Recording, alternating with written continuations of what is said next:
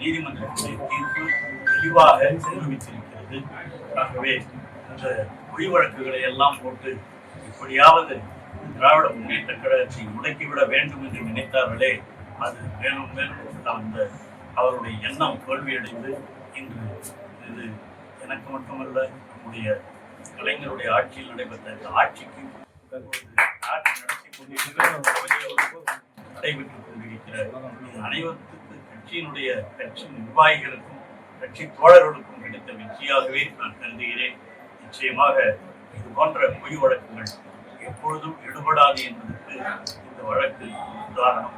நாம் ஆட்சியில் இருக்கும்போது கூட டிஸ்சார்ஜ் பண்ணிக்கலாம், அதெல்லாம் பண்ணாம வழக்கை நடத்தி இன்று நீதிமன்ற தீர்ப்பின் மூலமாகவே விடுதலை செய்யப்பட்டு இதிலே எந்த விதமான முகாந்திரமும் இல்லை. இது பொய் வழக்கு என்ற அடிப்படையில் நீதிபதி அவர்கள் தீர்ப்பு வழங்கியிருப்பது இது எனக்கு மட்டுமல்ல, உண்மையை விரும்புபவர்கள் அனைவருக்கும் கிடைத்திருக்கிற வெற்றி. என் மீது மட்டுமல்ல, வேண்டுமென்றே அப்பொழுது இருந்த முதலமைச்சர் என் மீதும் என்னுடைய மகன் மீதும் என்னுடைய உறவினர்கள் மீதெல்லாம் தொடர்ந்து சேர்த்து 7-8 பேர் மீது இந்த வழக்கை போட்டார்கள். அனைவரும் இன்று விடுதலை செய்யப்பட்டிருப்பது உண்மையிலேயே உண்மைக்கு கிடைத்த வெற்றி என்பதை நான் மீண்டும் சொல்லிக்கொள்ள கடமைப்பட்டிருக்கிறேன்.